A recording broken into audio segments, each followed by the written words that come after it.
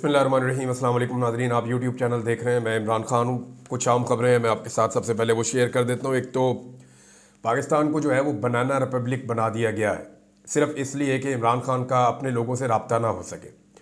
जब से पाकिस्तान तहरीक इंसाफ ने ये कॉल दी है कि वो फाइनल एहतजाज करने जा रहे हैं और इमरान खान साहब ने अब इस तरह का ऐलान किया है या उनकी पार्टी ने इस तरह का ऐलान किया है कि बहुत बड़ी तादाद में वो पाकिस्तानियों को लेकर एक ख़ास मौके पर, यानी उस वक्त जब प्रेशर बहुत ज़्यादा होगा, जब आलमी प्रेशर ज़्यादा होगा, जब लोकल पब्लिक का प्रेशर बहुत ज़्यादा होगा और जब चीज़ें तकरीबन इस हुकूमत के हाथ से, वो तो अभी निकल गई हैं क्योंकि अभी IMF ने नई शराइत रख दी हैं। IMF का वफ़द जब आया तो IMF ने मुलाकात की और उसमें जो अब लेटेस्ट चीज़ें सामने आ रही हैं, IMF का मुतालबा है और मुतालबा उनका ये है कि नए टैक्सेस लगाए जाएं। अब वो कम से कम 180 अरब रुपए के नए टैक्सेस लगवाना चाहते हैं कि कम से कम इतने टैक्सेस मज़ीद पाकिस्तान लगाए। अब या तो टैक्सेस लगाए तो या फिर जो है वो अपने अखराजात कम करे। ये हुकूमत अखराजात तो कम कर नहीं पा रही। सिर्फ पंजाब की जो हुकूमत है उसका खसारा आपको पता है 150 अरब से ज़्यादा का है। तो ये पंजाब हुकूमत का खसारा इतना ज़्यादा है कि इतने का तो PIA नहीं बिक रहा हमारा, और ये एक दफ़ा का खसारा है इनका। अभी ये जब पूरे साल का खसारा आएगा तो वो भी आपके सामने आएगा डाटा, आप हैरान हो जाएंगे। खैबर पख्तूनख्वा की कारकर्दगी बहुत अच्छी है, लेकिन वैसी कारकर्दगी ये लोग कर नहीं पाएंगे क्योंकि देखें उनकी भी एक मजबूरी है। पंजाब हुकूमत है मुस्लिम लीग नून की, ज़बरदस्ती बनी हुई है, लेकिन है तो सही उनकी हुकूमत। अब पंजाब के अंदर मसला ये है कि पब्लिक उनकी शक्ल पसंद नहीं करती। अवाम को मनाने के लिए वो पैसा ज़ाया कर रहे हैं, अवाम को राज़ी करने के लिए वो पैसा ज़ाया कर रहे हैं कुछ ऐसी स्कीमों के ऊपर जिनसे ऑप्टिक्स क्रिएट होते हैं। यानी इमरान खान को दबाने के लिए एक तो इनका बजट ही बहुत बड़ा इन्होंने कर दिया है कि जनाब पाकिस्तान तहरीक इंसाफ को दबाओ, इसके ऊपर जुल्म और ज़्यादती करो। अरबों रुपया तो इस काम के ऊपर इन्होंने लगा दिया है। दहशतगर्दी की तरफ इनकी तवज्जो नहीं है। फिर गवर्नेंस आती नहीं है मरीम नवाज़ को और तबाही इन्होंने फेरी हुई है। जिस वक्त पंजाब को सबसे ज़्यादा ज़रूरत थी अपने चीफ सेक्रेटरी की, अपनी माहौलियात की मिनिस्टर की या अपनी वज़ीर आला की, उस वक्त ये बेहतरीन मुल्कों के अंदर अच्छी आबो हवा में सैर करने के लिए अपनी फैमिली के साथ निकल लिए इलाज करवाने के लिए, और दूसरी जानिब पाकिस्तानियों को या पंजाब के शहरियों को छोड़ दिया बदतरीन तारीख की स्मोग में परेशान होने के लिए। तो अब ये इस तरह की एक्टिविटीज़ जो कर रहे हैं, आपको पता है फिर उनकी गवर्नेंस की किस किस्म की अप्रोच होगी वो आपके सामने ही है। अब या तो इनको IMF की बात माननी पड़ेगी, नए टैक्सेस लगाने पड़ेंगे। 70 रुपए वो कह रहे हैं जी इजाफी टैक्स लगा दिया जाए पेट्रोलियम मसनूआत के ऊपर। अगर ये लग जाता है तो पाकिस्तानियों की तो कमर टूट जाएगी और इससे बराह रास्त आपकी बिजली भी महंगी होगी और आपके बाकी जो सोर्सेज हैं या जितनी भी पाकिस्तान के अंदर चीज़ें लोग रोज़ाना की बुनियाद पर ख़रीदते हैं वो तमाम महंगी होना शुरू हो जाएंगी। अब इमरान खान साहब ने जब से ये ऐलान किया ना कि हम एहतजाज करने आएंगे और एक बड़ा एहतजाज करेंगे, प्रेशर इन्वायरमेंट बन रहा है पाकिस्तान में, तो जब लोहा गर्म होता है तभी चोट लगाते हैं। पाकिस्तान तहरीक इंसाफ को इस बात की समझ आ गई है। अब मामला यह है उस वक्त से लेकर अब तक पाकिस्तान तहरीक इंसाफ के लिए ज़मीन तंग की जा रही है और एक नई प्लानिंग की गई है। राना सनाउल्लाह ने उसके बारे में कहा भी कि बहुत ग्रैंड और बड़ा ऑपरेशन किया जाएगा पाकिस्तान में, लेकिन क्या हुकूमत की इतनी पसली बाकी है? आलमी सतह पर पाकिस्तान की जितनी बदनामी हो चुकी है, जो बाइडन के जाने की सूरत में पाकिस्तान को वो एक जो कुशन मिला हुआ है या एक सहूलत मिली हुई है कि जितना मर्जी जुल्म करें आपको कोई कुछ नहीं करेगा, वो भी आपके हाथ से निकल जाएगा।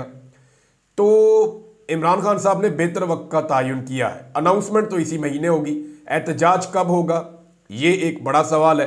अब तीनों अपोजिशन लीडर जो है पाकिस्तान तहरीक इंसाफ के, चाहे वो पंजाब में बच्चर साहब हो तो उनको बच्चर साहब को जो है पंजाब से वो आए थे इमरान खान साहब से मुलाकात करने के लिए, उमर अयूब साहब कौमी असम्बली में, और इसके अलावा जो है वो एक हामिद रज़ा काज़मी साहब पाकिस्तान तहरीक इंसाफ के सीनियर रहनुमा हैं, और उनके अलावा जो है वो शबली फराज जो सेनेट के अंदर अपोजिशन लीडर हैं।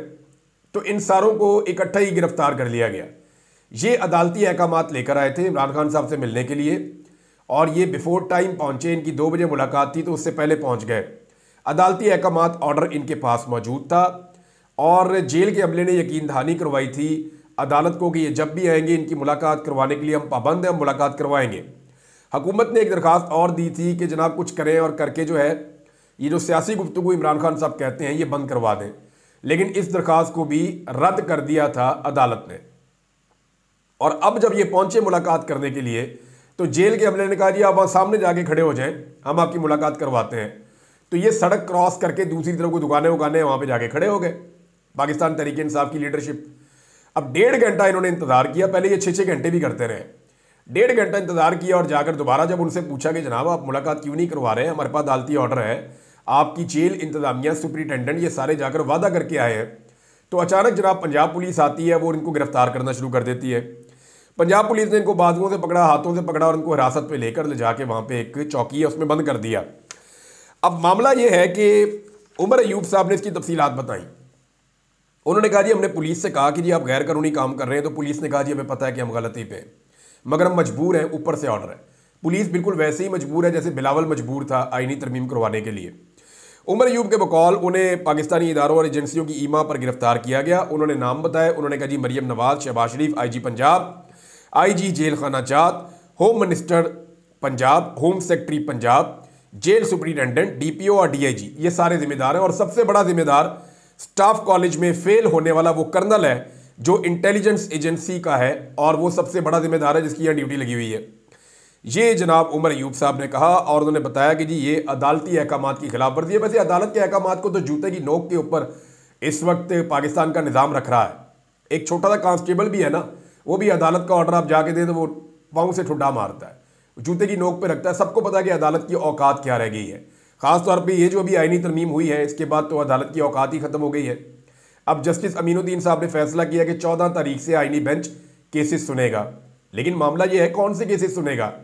क्या आईनी तरमीम जो गैर आईनी तरीके से हुई है, जिसके ऊपर बहुत सारी पटिशन्स आ चुकी हैं, जिसके नतीजे में यह आईनी बेंच बना है, क्या यही बेंच उस आईनी तरमीम को भी सुनेगा? यानी एक बेंच के बारे में कहा जा रहा है कि यह बेंच नाजायज और गलत है और ये बना है एक मुतनाज़े आईनी तरमीम के नतीजे में। अब वो जो मुतनाज़े आईनी तरमीम है जिसके नतीजे में बेंच बना है, उस मुतनाज़े आईनी तरमीम का केस भी वही मुतनाज़े बेंच सुनेगा। तो क्या ये इंसाफ है? क्या ये रूल ऑफ लॉ है? क्या ये मफादात का टकराव नहीं है जिसे आप कन्फ्लिक्ट ऑफ इंटरेस्ट कहते हैं? तो एक्चुअली ये है। बहरहाल इमरान खान साहब से मिलवाया नहीं जा रहा इमरान खान साहब की पार्टी की क़यादत को, और ये किया जाता है इसलिए ताकि इमरान खान पे दबाव डले। लेकिन जब आदमी जेल में होता है ना और से खबर आती है कि मुझे जो लोग मिलने आ रहे थे वो बाहर गिरफ्तार कर लिए गए हैं, तो इम्पैक्ट बड़ा खौफनाक होता है। जो लोग जेल में रहे उनको आइडिया है कि बाहर से आने वाली खबर कितना इम्पैक्ट डालती है, और ये जो लोग कर रहे हैं हरकतें उनको भी आइडिया है कि इमरान खान के ऊपर दबाव डालना है, इमरान खान को तोड़ना है। तो कैदी नंबर 804 टूट नहीं रहा। आम आदमी होता तो टूट जाता। जावेद हाशमी ने एक दफ़ा नहीं कई दफ़ा गवाही दी है कि इमरान खान के अलावा अगर कोई आम आदमी होता तो टूट जाता, बल्कि वो खुद बड़े मजबूत आदमी, उन्होंने कहा अगर मैं भी होता तो मैं भी टूट जाता। अब इमरान खान के मामले में पाकिस्तानी रियासत जो है ना वो अजीबोगरीब काम कर रही है। मिसाल के तौर पे अब इमरान खान साहब इस वक्त सिर्फ जुडिशल कस्टडी में, जेल में, वो किसी जुर्म में अंदर नहीं है, जुडिशल कस्टडी कि जनाब इनकी तफ्तीश चल रही है। अब यहां पे तोशाखाना 2 का केस है जिसकी जुडिशल कस्टडी में इमरान खान साहब हैं, उसकी जमानत लगे हुए कई महीने हो गए हैं। हालांकि कोई भी मुलजिम होता तो जमानत का फैसला 1-1.5 हफ्ते में हो जाता है, लेकिन कई महीने हो गए हैं इमरान खान साहब की जमानत के ऊपर अभी तक फैसला नहीं हो पा रहा। जजेस ऐसा लगता है एक दूसरे पे डाल रहे हैं और कोई भी इमरान खान का बोझ उठाने को तैयार नहीं है।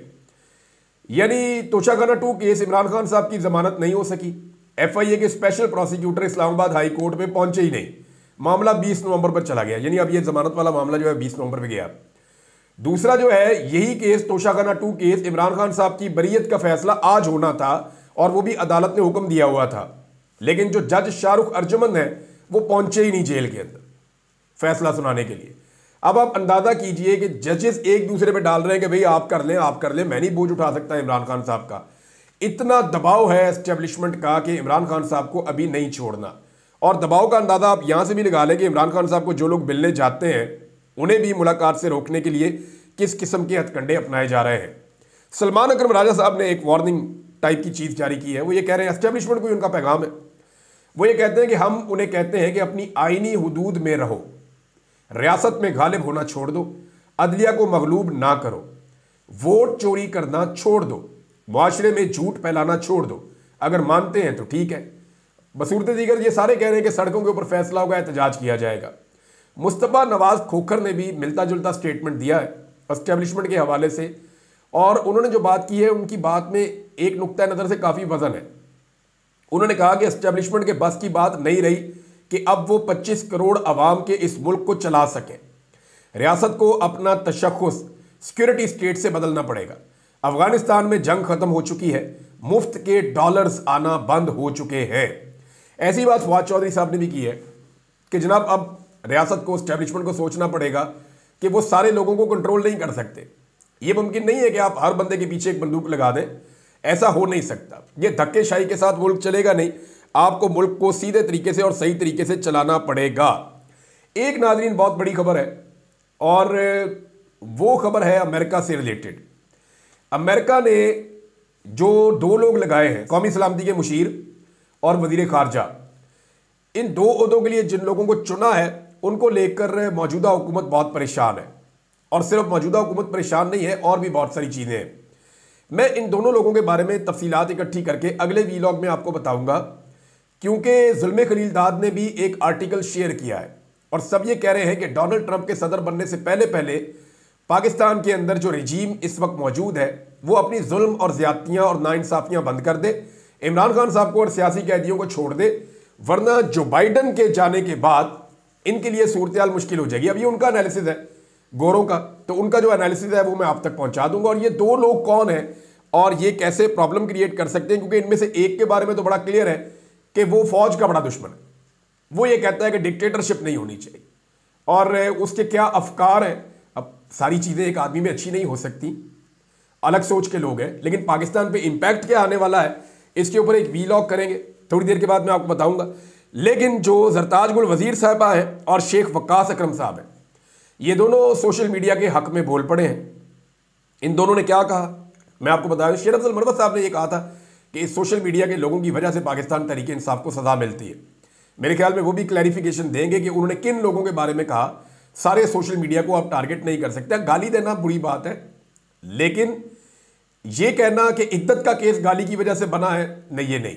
इद्दत का केस बेशर्मी, बेगैरती और ढिठाई की वजह से बना है। इद्दत का केस इसलिए बनाया गया ताकि इमरान खान साहब को इलेक्शन में डैमेज किया जा सके। ये जितना जुल्म और ज्यादती पाकिस्तान में हुई है, ये किसी चीज़ का रद्द अमल नहीं है। ये किसी चीज़ का रद्द अमल नहीं है, किसी जुल्म और ज्यादती का रद्द अमल नहीं है। इस तरह तो कल आप कहेंगे कि 9 मई के रद्द अमल में ये सारा कुछ हुआ, जो कुछ भी पाकिस्तान में हुआ। ये 9 मई से पहले फिर कौन मार कुटाई कर रहा था? 9 मई से पहले क्यों लोगों को गिरफ्तार किया जा रहा था? 9 मई से पहले जुल्म और ज्यादती क्यों हो रही थी? ये सब कुछ भी आपको सोचना पड़ेगा ना। अरशद शरीफ जो है वो पाकिस्तान से कब गए थे? 9 मई से पहले गए थे। तो 9 मई के बारे में तो इमरान खान साहब खुद कहते हैं कि हमें टारगेट किया गया है, और एक फॉल्स फ्लैग ऑपरेशन वो इसको करार देते हैं जब तक कि कोई जुडिशियल इंक्वायरी इसके ऊपर नहीं होती और फुटेज सामने नहीं आ जाती। बहरहाल जरताज गुल वजीर साहब कह रही हैं कि सोशल मीडिया ने हमें 8 फरवरी का इलेक्शन जितवाने में बड़ा किरदार अदा किया। लोगों तक हमारे इंतखाबी निशान सोशल मीडिया ने पहुंचाए।